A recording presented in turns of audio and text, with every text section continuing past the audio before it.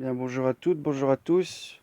C'est donc la troisième et dernière vidéo sur l'église de Sardes, car j'ai fait une première vidéo qui a coupé après 28 minutes. J'ai fait une seconde qui a de nouveau coupé après 26 minutes.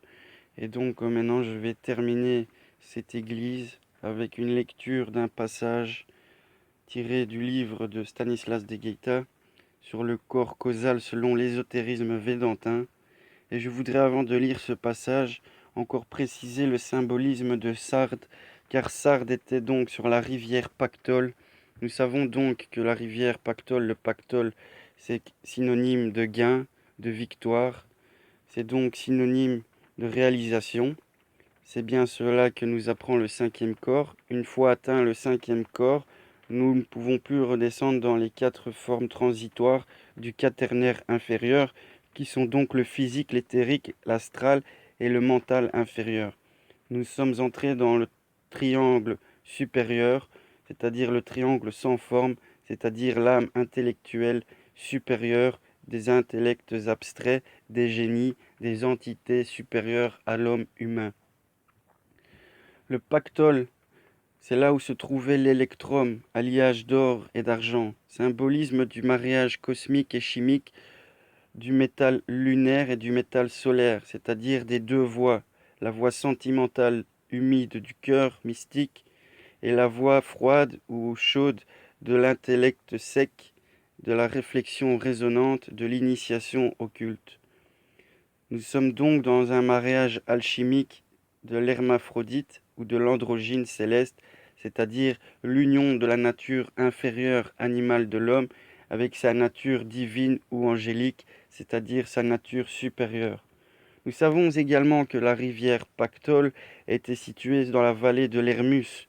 Hermos, Hermus, le fleuve, est en rapport avec Hermès, Hermès Trismégiste, c'est-à-dire le symbole de toute cette science initiatique, hermétique et occulte.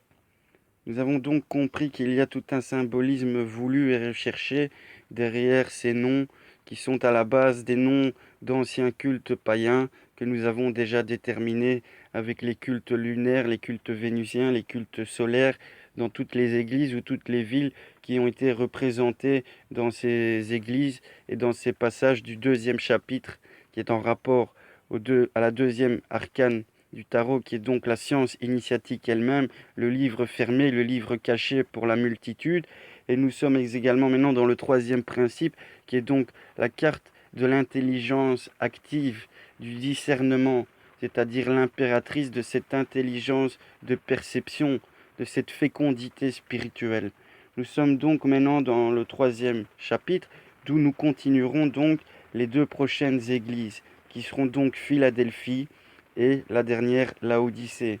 Ces deux églises nous réservent d'intéressants symbolismes au point de vue étymologique et à la fois au point de vue cosmogonique et cosmologique et théologique. Nous comprenons donc maintenant que nous sommes arrivés au cinquième principe. Le nombre 5, je le répète, est le nombre magique de l'homme, du microcosme. Et dans la prochaine leçon, la prochaine église, nous entrerons dans le nombre 6, qui est le nombre du macrocosme, qui est à dire de l'univers cosmique réalisé. Là, nous sommes en train de parler de l'homme, l'ego humain, en train de se réaliser lui-même. Et donc, je vais lire cet appendice sur le corps causal, selon l'ésotérisme védantin, selon deux de mes maîtres, ou plutôt deux de mes enseignants, qui sont M. Paul Sédir et M. Stanislas de Guaita.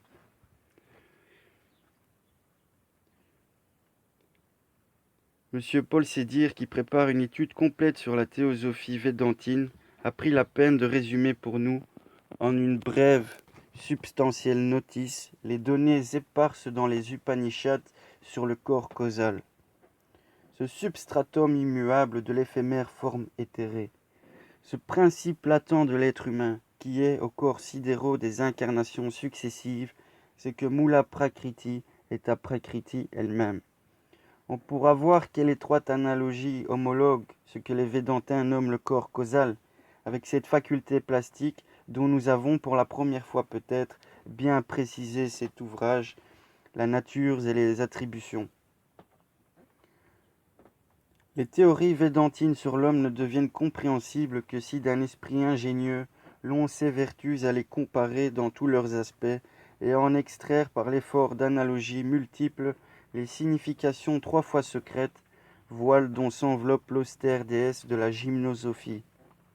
Sur le tabernacle le plus secret de l'être humain plane l'éternel, l'immuable, l'omniscient Atma, l'impassible Parabrahman. À l'opposite de cet indescriptible, les cellules innombrables du corps physique développent leur mutation perpétuelle. Cependant, celles-ci procèdent de celui-là, par le moyen des 2 termes médians du quaternaire universel. Ces termes ont été dénommés dans l'androgonie advaitiste le corps causal, Karana Sarira, et le corps subtil, Sukshma Sarira. Le corps causal, enseigne le savant Moini, est la réflexion d'Atma. Jacob Boehme dit d'une façon analogue, la Vierge Sophia est le miroir où se contemple le Saint ternaire. Subarao, autre Brahme, écrit en substance dans ses Prolectus on the Bhagavad Gita que la lumière du Logos, Daivi Prakriti, agissant sur la base de la nature essence, Mula Prakriti, engendre le corps causal. Ce corps est l'individualité consciente, produit par le courant de vie qui meut toute l'évolution et augmenté de diverses formes subsidiaires, générées par les conditions spéciales d'espace et de temps. Il est le lien entre les incarnations, et par conséquent, il s'augmente du résultat des expériences de l'individu qui sont analogues à sa nature. Tels les mouvements intellectuels, les hautes émotions de l'âme, les aspirations mystiques. Il contient le germe du corps astral et celui du corps physique à la mort. Il va dans le plan solaire. Il y vit et les énergies qu'il y développe, se répercutant sur les 2 plans inférieurs, astral et matériel, de nouvelles incarnations se produisent. Anatomiquement, ce corps causal est constitué par le grand mystère dont la désoccultation confère l'immortalité. Nous voulons parler de ce que les hindous appellent la force serpentaire, Kundalini Shakti. C'est elle, dit le même Subarao, qui produit cette adaptation continuelle des relations internes aux relations externes, qui est l'essence de la vie selon Herbert Spencer, et cette adaptation continuelle des relations externes aux relations internes qui est la base de la transmigration des âmes. C'est le siège du Logos dans l'homme, c'est la clé qui ouvre les portes de la citadelle ignée, c'est le circulus de l'ego, dont la fixation est le grand œuvre psychique. L'état de conscience qui est propre au corps causal est celui du sommeil profond et sans rêve. De même qu'Isis cosmique se revêt de toutes les formes, de tous les noms et de tous les organismes, le corps causal engendre chez l'homme le principe animateur de l'être, le corps subtil ou astral.